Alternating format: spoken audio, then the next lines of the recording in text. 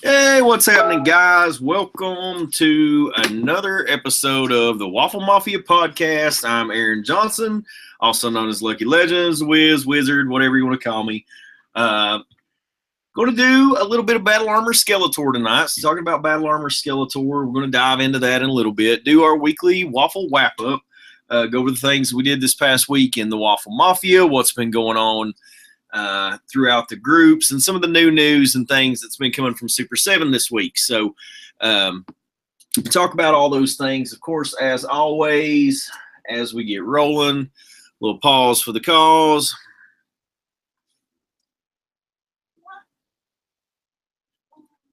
Let's wet those whistles, y'all. So let me get on over here and see who all we got in the chat. I haven't been able to talk to you guys. Doug said, I see the baby. Let's see. Give me just a second. Let's get you guys pulled up. I know there was a couple people waiting to get it going. Wally Cat, I know you were asking about it, I believe. And Dagon, I think Dagon said he might miss it. Oh, Crystal Ball. All right. Let's get it over here. Get the sound cut down just a second. We on Dirt TV. All right. Now we got the chat, and I can see what you guys are saying. Okay. Let's see. Get you pulled up. Live chat. What's up, guys? So, unfortunately, didn't get the promo out till just a few minutes ago. Can't see the video, Coronado. That is never good, Lewis, because if you can't see it, then that means everybody else probably can't either. And Doug has been remoting these bad boys, so probably won't be able to fix it if that's the case, if we have the crazy video going on like we did before. So, what's up, Dictor? What's going on? So we got old LC's in the room. What's up, Lewis? Appreciate you being in there, man. The king of going live, Lewis Coronado and Aiden doing their thing. I really enjoy your guys' live stuff. So for anybody who's listening who doesn't can't see the video or can't or maybe is listening to this at a later time, if you're not a part of some of the great groups like the Great Unboxing and Motu Evolution and some of those groups, doing a lot of live stuff on those pages. Of course, we've always done live stuff throughout the Mafia, people jumping in, sharing their collections, that kind of thing. And we do appreciate that. So anytime you guys want to hop in, go live, talk about something, come do it on the page, man. I don't mind a bit. Just make sure it's Masters related. That's all we ever ask. Just keep it Masters of the Universe on the page. Got Dictor Slayo's in the room. What's going on, Mr. Cone Bess? Hope you're doing all right, buddy. And Lord Bronze 001. That's Mr. Broski. So Bros Vic, what's going on, my friend? Let's see, get you wrote down here, man. I'll make sure we got everybody. What's going on, Sugar Mama P? Cassandra's in the room. Hope you guys enjoyed some of hers and Johnny's trick-or-treating antics. If you have not seen that, they did that over at Evolution and also over at the Great Unboxing. I think John did go live on one of the most powerful Waffles pages as well, or most powerful auctions, so that was pretty cool too. Let me kick over. Let's make sure Dirt's not telling us something crazy. Gotta check with the producer. He's not in the booth. Yep, says we're good, says we're on. Can anybody else see the video? Bros Vic, do you have video? Sugar Mama P, you good to go? Anybody see me? I hate that for you if you can. We'll pause for the cause, my man.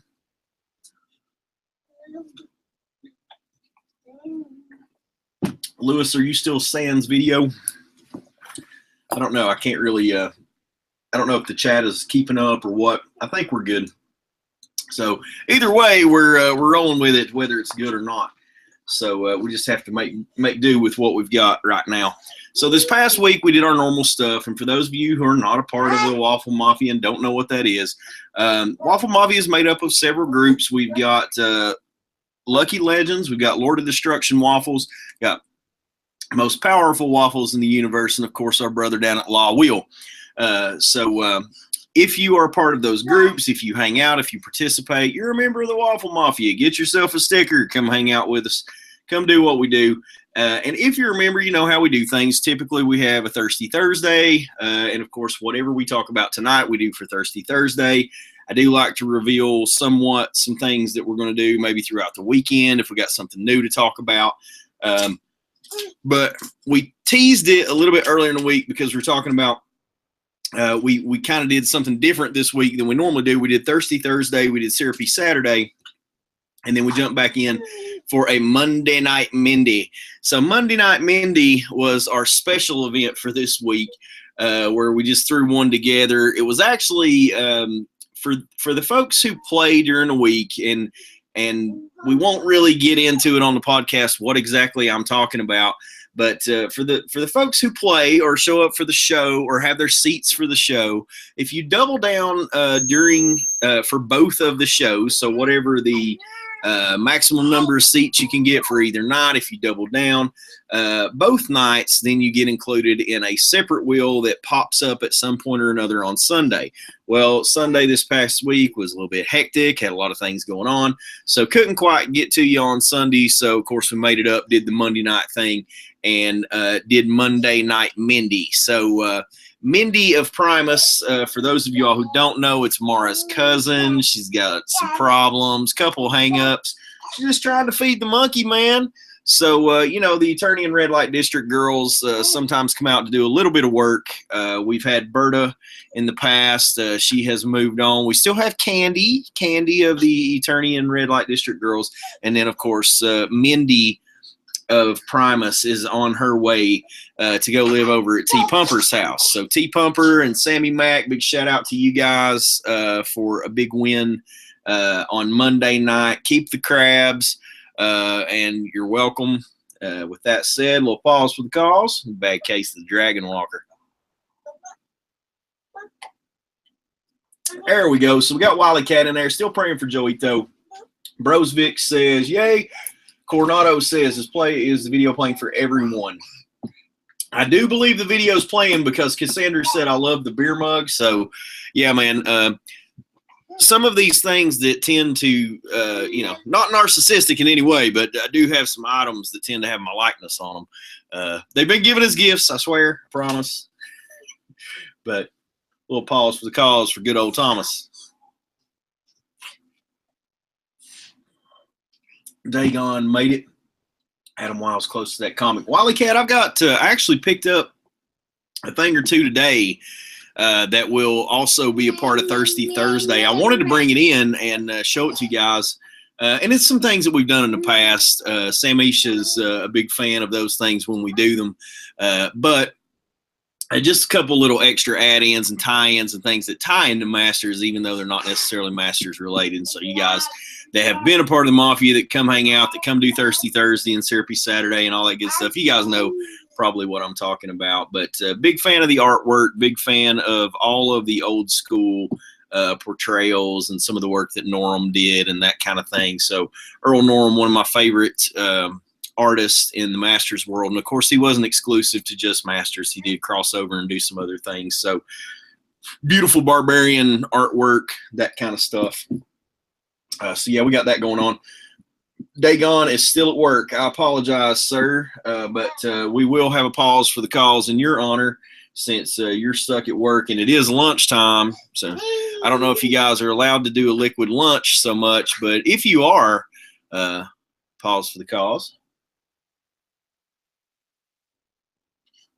If you're driving and listening to the podcast, I always like to give my disclaimer. Please don't drink and drive. Wind Raiders, because it's very dangerous. And although there are no laws against it on Eternia, it is very heavily frowned upon just due to the fact that you could lose a henchman or something. So let's see. Wily Cat. Wily Cat's Conan!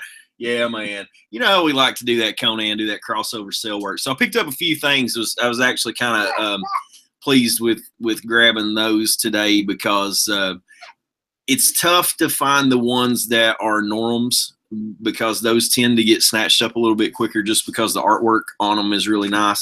The Jescos are very nice too, but it's not the same huge tie-in other than boobies, and everybody likes boobies. But besides that, our tie-in is minimal at best with Norm doing the artwork. I mean, that's the only clear and direct crossover that we have there. Video's working good. Thank you, Bros Vic. I appreciate it, man. It's always a concern when we do this podcast because for some reason, sometimes we have video issues. The guys the other night and had gone on and done a special thing, or it wasn't the other night, it was a couple weeks back, but Joe Amato and Tyler Baker over at Fans of Power had done a special show, had interviewed She-Ra, the girl who played the voice of She-Ra, and it was just absolutely, one of those moments. It's really awesome to have her on, and then the audio didn't catch, so it just didn't pan out. So sometimes that happens. Dirt's the producer, does a great job, but sometimes just things are completely out of his control, and YouTube doesn't sync up correctly, or the software that's grabbing our stuff doesn't quite work correctly. So we need Earl Norm Super 7 figures. Wily Cat, to be honest, man, on that tip, what I really would like to see, what I think would really be amazing, and it's something that Masters, obviously touched on originally, or we wouldn't have the things that we have, but something I would really like to see is some of that cross-promotional, that cross-sell promotional art for, the box arts and the things that we got. Of course, Norm did some things, did more things along the line of the magazines and the large posters that were in the magazines, shaped a huge amount of my childhood with his drawings as far as his imagination and creativity, but would really be nice to see, and it is something that we're kind of seeing more of, and it was something that I did want to talk about regarding that 3-pack from Super 7. Of course, we have the beautiful artwork by Axel Jimenez, who is a part of our group, and Axel, appreciate you as always, man. Appreciate your work and the stuff that you do. But the artwork that Axel did for the back of the 3-packs, especially the stuff concerning the PowerCon 3-packs that had the white ninja on the back that we know nothing about, other than the fact that he's just sort of slinking in the back there. Feel confident we're going to get that figure at some point in time, sort of as a cross up to go, with Ninjor and be the white opposite version of Ninjor, the good ninja, if you will. Personally, I would like to see him be evil, either way.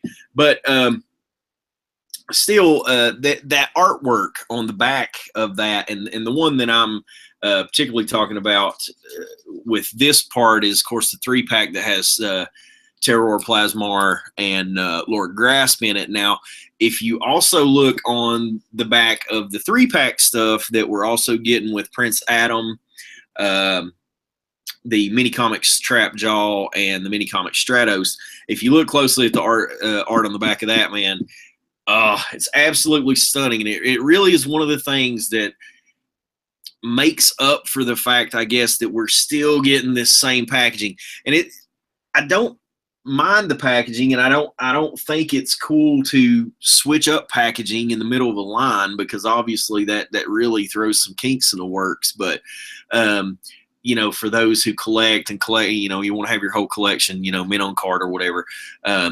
Obviously, packaging changes are a big deal. So, but I do think it's really awesome that Super 7's given a nod to that old artwork and how that cross-sell artwork was really important, and the promotional stuff that was done there. So what I would really like to see is to see that kind of Earl Norm style, the stuff, the Rudy Obreros, the stuff that was really taken seriously and kind of gave depth to the world through imagination that we didn't have before. So I think that seeing that through somebody else's eyeglass, especially somebody as talented as Norm, is amazing. So what up, JD? What's going on? Aiden, what's up, my brother? What's up?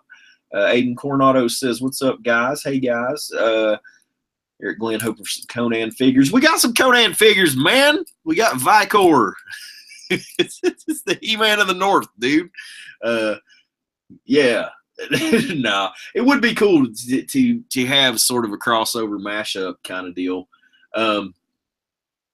Let's see what else you guys are saying. Sorry, man. It's really hard to keep up with the comments and kind of keep your thought process going, which my thought process is fairly easy to keep up with. Pause for the cause.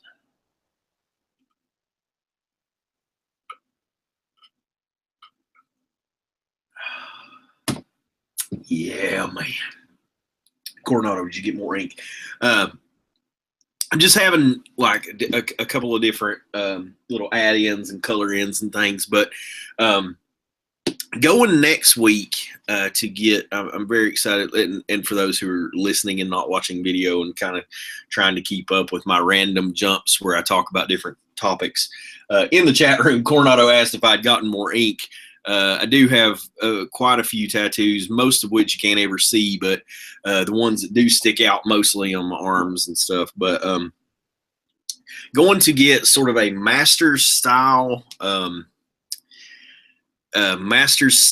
bracer right here that is going to close out the bottom of this thing, and gonna take and put Grayland's Roman numerals for Grayland's birthday in it all the way around my arm there. So going to get that next week. Hopefully going to do that on Wednesday. So when I see you guys for the next podcast, hopefully that bitch will be wrapped up and we'll have some stuff healing and working on some new stuff. Still got quite a bit of stuff to do and got a few masters things I'm going to do also. So it's all planned out, man. It's money, it's time. It's, you know how that goes. Mommies and babies come first, and then masters is always a close second. And then I guess tattoos come third. So, it's just what it is. But so moving on, we talked about kind of the wrap up this past week. Did Thirsty Thursday, did Syrupy Saturday. Didn't talk about who won those because honestly, I've not had a chance to go back and dig that back out again, even though I have your guys' stuff packaged, which is really weird. I just don't have a chance to go back and rewatch it here and pull it up, because what I typically do is write it down, go through, get your stuff packaged, and I mark it out as I package it, and then I throw it away. So I got all that up at the ye old office, getting ready for that. Getting all your guys' stuff will be finished. Even you, JD, I swear, you have a Havoc staff coming, man. I promise. Sammy's got swords. Lord God, we've been talking about that for a minute. All right, so in that regard, because those were special items that were won through the monthly thing that we do where we give away something for the most participation in the group. So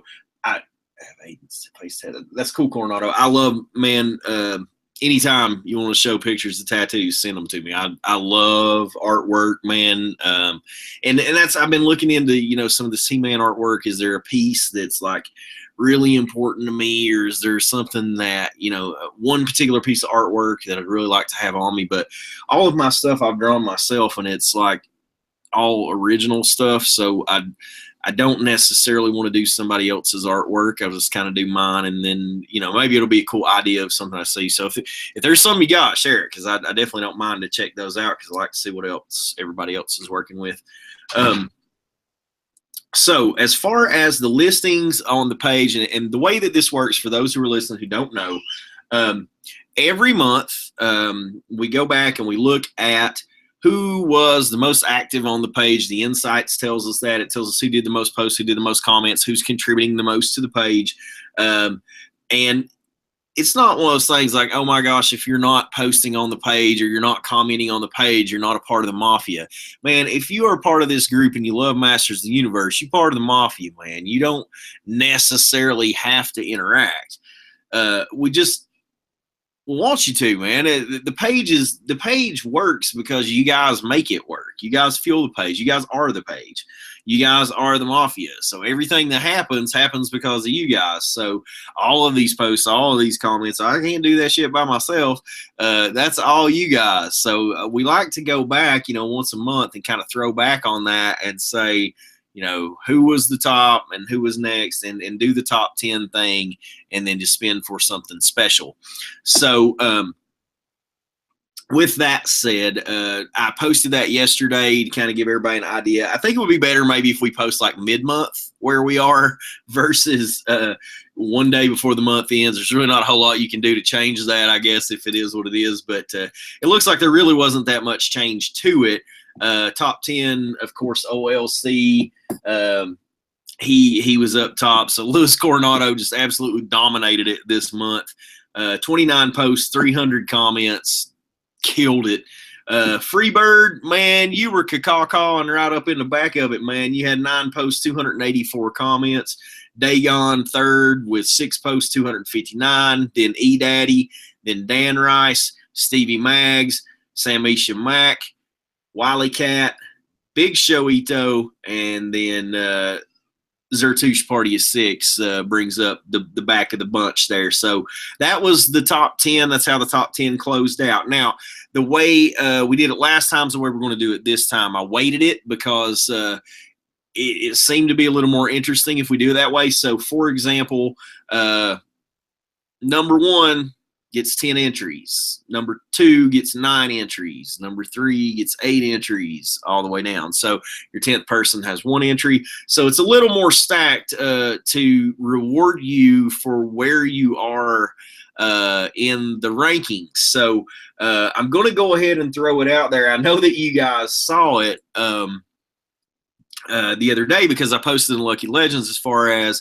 trying to give you guys a heads up, because anytime I see something that I think, you guys might want to jump on, I try to share it with the group immediately because I know that other groups do the same, and I would much rather you guys get it than folks in other groups. And am I biased about our group? Shit, yeah, I am.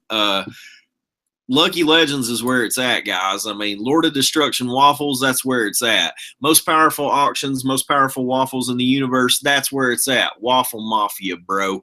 That's what we are. That's what we do. And to that, I will remain true. So pause for the cause. Let's have a little drink of beer. These suds are kicking in if you can't hear. So, what we're going to do for this month's special for that. Now, so the first time did a sword, did second time, did another sword, third time Havoc staff. And so this time, you guys know that I have this other sword over here, and I know that you guys have had your eye on this sword over here in this general area, but that won't be what it will be. What we're going to do this time, like I said, I share things with the group with you guys so that you guys can jump on them. So it's friggin' Wind Raiders, man. So I was able to get a hold of 2 Wind Raiders. Reason being, I got 3, but I'm keeping 1 for Graylin because Graylin actually does not have a Wind Raider. I do not have a Wind Raider in the collection, so I'm getting that for him so that later on in his little life he can open that up and be just as wild of it as I was, or hell, as wild of it as I was the last time I opened it. The Classics version, because if you guys have never opened a Classics Wind Raider and put that bad boy together, oh my God, dude, I want to build one. Everybody knows that my ride of choice is a Wind Raider. So as I come in to pick up Johnny from some of his rougher nights in Etheria, and sometimes when the Incredible Bulk has to call somebody in to get him out of a tight situation, I swoop in with the Raider. And I pick the guys up. That's what the hook's for. Really works great. Some people say it's an anchor. It's not. It's to hook Carbulka and Johnny Miz and bring those guys along. Hell, we've even got like a little side. There's like a little side booster seat that Cassandra sits in. And that's even crazier. And I got a little spot like on the top, like R2-D2, where Graylin gets in it and his head spins around and he's like my wingman. Love my Raider, man. But so what we're going to do this time, we're going to do a Wind Raider. And so you guys are the guys who are going to be in for the Wind Raider. Of course, I did get another one to Waffle. So for those who don't get in on this, there will be a chance to get your hands on the Raider as well. We have 4 minutes left. We have yet to talk about Battle Armor Skeletor, as we seem to do every week. I apologize, guys. I've got to get this format just a little bit better. But what I get in here and I get to talking to you guys, and we just get to talking, and I really never get on topic. So I'm sorry for that. But with that said, we're going to speed through this bitch for the next 3 minutes and see if we can't knock it out real quick. So, of course, those folks I just named, you guys are in for the Wind Raider, and we're going to do that a little bit later this week. I promise we'll get it in before the week's out. I really did want to do it tonight on on the podcast, but I knew that we really wouldn't have a whole lot of time. And I'm still waiting for the Raiders to get here. They're actually supposed to be here already. But with that said, okay, so moving on. One thing that, obviously you guys know that we're doing Battle Armor Skeletor. Battle Armor Skeletor, if you read the Classics bio, kind of interesting on him because we don't really have a huge amount of bio as far as the battle armor goes, and I think we saw that last week when we talked about Battle Armor He-Man. It's sort of, this came from the power of Grayskull. He's able to fit certain armaments that allow him to do what he needs to do. The story also told, created by Man-at-Arms to help He-Man. Well, in that telling, there is also a telling of that armor being stolen from He-Man and being taken by Hordak, which obviously Skeletor being a pupil of Hordak is very possible, considering Horde technology and dark magic and all that good stuff, that Skeletor could have put together his particular piece, and use the armor to come through the Mystic Wall.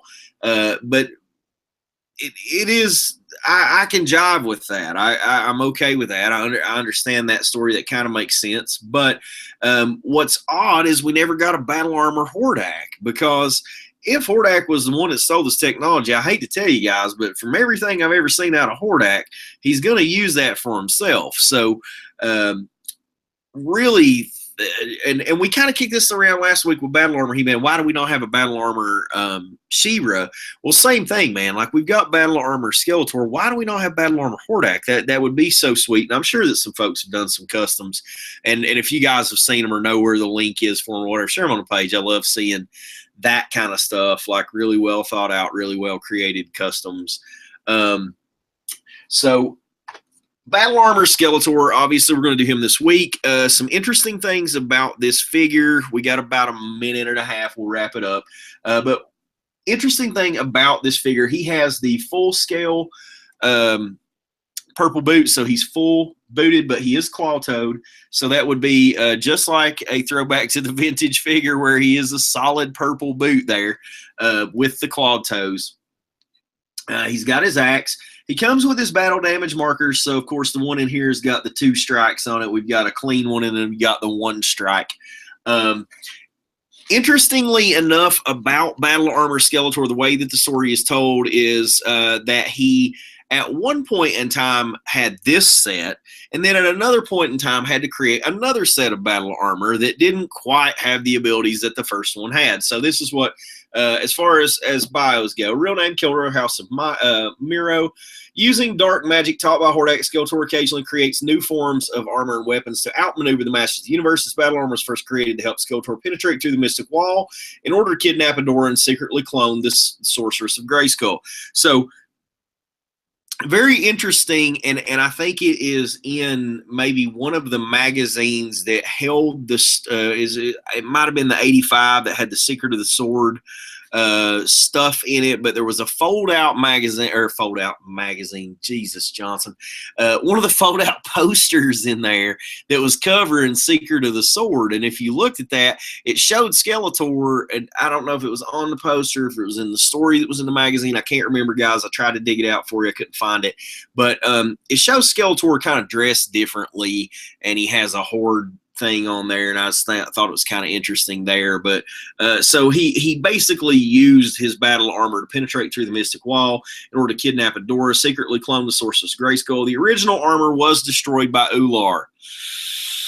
I don't know how I feel about that. I really don't know how I feel about that. I mean, I would have to leave that up to you guys, and you guys can tell me what you think about that particular part of the story. According to Minnie, Spycore made the Terror Claw, so maybe he made the battle armor too. See, I like that, daggone. I have no issue with Spycore sort of being the evil blacksmith and sort of forging their weapons and things. I also never minded the fact that Triclops was kind of like Man-at-Arms and making these, killer weapons and things. And so Brosvik's done threw it out there. I see it right there. That's awesome, man. He-Man.org, Community Custom Creations. Yeah. Missing Modulok. So Missing Modulok did that. Very cool. So for you guys that are listening or would like to see that, Brandon Brosvik, appreciate you posting that picture, man. That's a Battle Armor Hordak. So that's very cool. Would love to see a classics version of that. That would be absolutely amazing. But so further on down, you know, like I said, Ular, just don't know, man. Guys, when we say something like that, when we say Ular destroyed the battle armor, we really have to stretch Skeletor's timeline out somewhat. And I know that it's a multiverse, and I know that he exists in different instances, and I mean, depending on what direction you go with that, but I don't know. I just don't care for that. That's not. I mean, I don't know, the Ular thing, man. We'll touch on that another time. I can't even get into all that. But so anyway, 3 strikes for the Mighty Battle Axe, sending Skeletor back behind the wall. So as if Skeletor was some sort of illegal immigrant, he has been sent behind the Mystic Wall yet again to combat a similar battle. Or it says, Skeletor then reformed the armor 20 years later. So we're going to go 20 years to get past this Ular business. And then, you know, and yeah, again, at this, he passed the torch down to Adam and blah, blah, blah. But in an effort to combat a similar suit now worn by He-Man, Skeletor created a new battle armor, now lacking the mystic qualities of the original. His new armor was stronger, more powerful. Skeletor, Evil Lord Destruction, now protected by his magic battle armor. Yeah, guys, so we're going to do that. Of course, as you guys know, Reaction, been picking these bad boys up. Face sculpt on this guy's really cool if you guys ever really checked him out. Of course, his battle damage doesn't work, much like the Classics version doesn't work. Trying to find a vintage for you guys for tomorrow night. Hopefully, I can get my hands on one. Maybe we can spin for that too. But again, beautiful stuff by Super 7. Stuff I want to touch on about Super 7 this week, if you guys haven't seen that, I always like to shout out the other podcasts, Fans of Power, Joe Amato, Tyler Baker. Please be sure to check that out. Did a special interview this week with Brian Flynn, head of Super 7. Lots of interesting stuff in there. It's shared on the page there, so it is on Lucky Legends if you want to scroll down and find that. Guys, please, if you haven't listened to any podcast other than mine, if this is your podcast, this will be the only other podcast, I would suggest that you. That's not true. See, that's not true, because you got to watch Masters of the Galaxy podcast, because that's Johnny Miz and Brian Ozone, and we're trying to get all that going down, and Oatman, and I'm on there sometimes, occasionally when work works out, which is never lately. But yeah, so I will suggest that you do watch other or listen to other podcasts other than mine, please. But of course, so Masters of the Galaxy, that's a sister podcast. We've got Fans of Power. Please check that out. That's the one that started all. Joe Amato and Tyler Baker doing their thing. And there is the Council of the First Ones and all that good stuff. But folks that we F with around here. So Fans of Power, that was spelled with an E. Thank you, EFF. So Fans of Power, be sure to check that interview out with Brian Flynn. Very awesome interview. Lots of killer information. And with a possibility of Masters of the Universe going back to retail, guys. Oh, my God. Again, if you have not watched that, now, of course, he's not going to tell you this is set in stone. He's not going to tell you when the release date. My God, when are they going to be in Walmart on the pegs? When get on down there, Target, go and pick me up one of them, get down there and get you one of them. He been there. I mean, you can go to the podcast with that kind of expectations, but you're not going to get anything out of it. Brian Flynn does say the F word 3 or 4 times, which really enhanced the podcast for me. I did enjoy that. But it just shows you, Brian is a very down-to-earth, very normal individual, very normal guy. And there were some comments made earlier in this group this week that some folks in this group were trashing Super 7 at every glance, and now folks had turned around and saw the light and kissing Brian's royal hiney, his well retooled, separated, properly distanced hiney. I don't know, man. That never happened, nor has that happened. Anybody in the group that wants to express your opinion on Super 7 or express your opinion on our toys or express your opinion on how I'm doing things or what's happening with the podcast or whatever, please do. But I don't think the way that was portrayed this week, that somebody was that we're just maliciously bashing and then jumping over to the Super 7 boat. I think you guys know we've been on the Super 7 boat all along. We were on a boat when the Ultimates were on a boat. All you guys were on a boat with me. We were floating and waiting. And the truth is, we have been critical about a few things because we want these things made right. And we pay a lot of money for a custom product or for a premium product that this company gives us. And I have to say, guys, if you go back and look at the last year, have done a damn fine job. We have gotten more things this year, Masters related, than we have gotten in the past, and we should be damn happy about it. So, for a little comment like that to get thrown out there, just sort of jumping on members of the group, I deleted it. Made me kind of mad. But not mad. I mean, I'm never salty. It's all good. I'm too smooth to be salty, man. But the thing is, I'm going to leave it at that. I'm not going to turn it into a video rant about a certain individual or anything else because it's really not. It's nothing against anybody about anything. And you're welcome to your opinion. And if you want to talk about your opinion, please do. But understand that there are folks on the opposite side of that opinion who will quite debate you. So, with that said, F words are good. Agreed. But so the information from Super 7, please watch the podcast. There's the very interesting stuff in there from Brian Flynn and a lot of explanation about why he is trying so hard to get everything so right for us. He has taken feedback. He has listened to the feedback. He does try to get things correct. So, guys, please keep giving the feedback. Give me feedback. Let me know you think the podcast sucks. Let me know you think it's all right.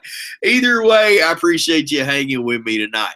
Tomorrow night, Thirsty Thursday, Battle Armor Skeletor. We're going to get up in the reaction figures as well. Got a couple other things to give to you. Got the big member giveaway. Also, remember, if you double down on both of them this week, you get a third one. So, I mean, dude, we're talking 4 to 5 stacks of waffles right here, and it's only Wednesday. The syrup is on. We're going to get it on. Pause for the calls. Appreciate you guys hanging with me.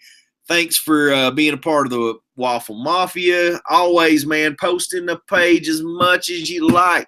And, hey, if you're a part of a bigger family, that's cool, too. We don't have a bit of issue with that. But I like to dance with the ones that brung me. So, with that, man, we'll have a little pause for the calls, and we'll get up out. Hey, what are we doing here? Come on, now. We need to finish my beer.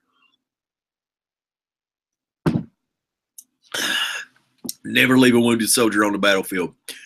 Man at Arms taught me that. Back when me and him and Randy were fighting with the Eternian Guard. Pause for the calls. I got to get out of here. Getting too hard. I love you guys. Talk to you later. Peace.